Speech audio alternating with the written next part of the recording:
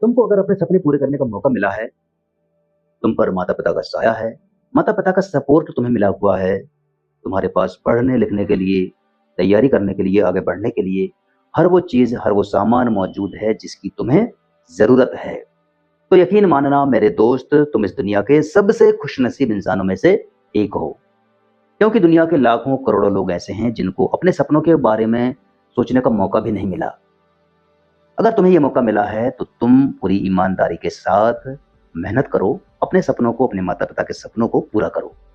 कहीं ऐसा ना हो कि जो पैसा तुम्हारे माता-पिता तुमको पढ़ाई-लिखाई के लिए भेज रहे हैं, उस पैसे का तुम दुरुपयोग करने लगो। कहीं ऐसा ना हो कि जो रूम तुम्हारे माता-पिता ने पढ़ने-लिखने के लिए दिलाया है, वो रूम तुम्हारे पतन का कारण बन जाए। कहीं ऐसा ना हो कि जो स्मार्टफ़ोन तुम्हारे माता-पिता ने पढ़ने-लिखने के लिए, आगे बढ़ने के लिए दिलाया है, वही स्मार्टफ़ोन तुम्हारी ज़िंदगी का सबसे बड़ा दुश्मन बन जाए। बातें थोड़ी कड़वी हो सकती हैं, लेकिन सच्ची हैं, इनको सुनो।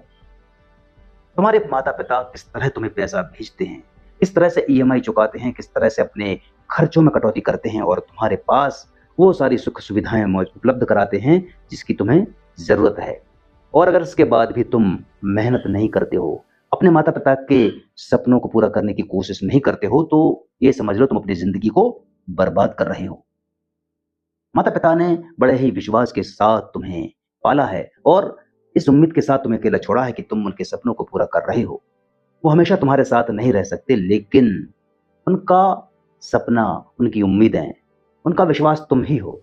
और अगर तुम उनके सपनों को कुचल रहे हो ना, तो तुम उनके सपनों को नहीं कुचल रहे हो, अपनी ज़िंदगी को कुचल रहे हो। 18 से 25 साल की ये जो उम्र होती है ना, ये बहुत ही ख़ास उम्र होती है, सबसे महँगी उम्र होती है। अगर तुमने इस उम्र में मेहनत कर ली, तो ज़िंदगी भर आराम करोगे, ऐश के साथ रहोगे, सुख से रहोगे। और अगर तुमने अभी आराम चुन लिया, तो ज़िंदगी भर मेहनत करोगे, पछताओगे और ऐसी मेहनत करोगे जो तुम्हें बहुत कष्ट पहुँचाएगी। अगर तुम्हें लग रहा है कि पढ़ाई-लिखाई बहुत मेहनत का काम है, तो एक बार जाकर उन मज़दूरों को देखना जो कड़ी धूप में सिर पर बोझ उठाकर मेहनत कर रहे होते हैं। एक बार जाकर खेतों में उन मज़दूरों को देखना जो गर्मी में, बरसात में और सर्दियों में किस तरह से मज़दूरी करते रहते हैं। अगर तुम्हें लग रहा है कि तुम पढ़ने-लिखने के लिए मेहनत नहीं कर सकते, तो एक बार बाज़ार में जाकर उन लोगों को देखना जो मेहनत मज़दूरी करके अपने परिवार को चलाते हैं। बातें थोड़ी-सी कड़वी लग रही हैं, लेकिन सोचो, अगर तुम अभी मेहनत नहीं करोगे तो ज़िंदगी भर मेहनत करना पड़ेगी। अगर अभी मेहनत कर लोगे, तो ज़िंदगी भर सुख से रहोगे, सुकून के साथ रहोगे और आराम करोगे।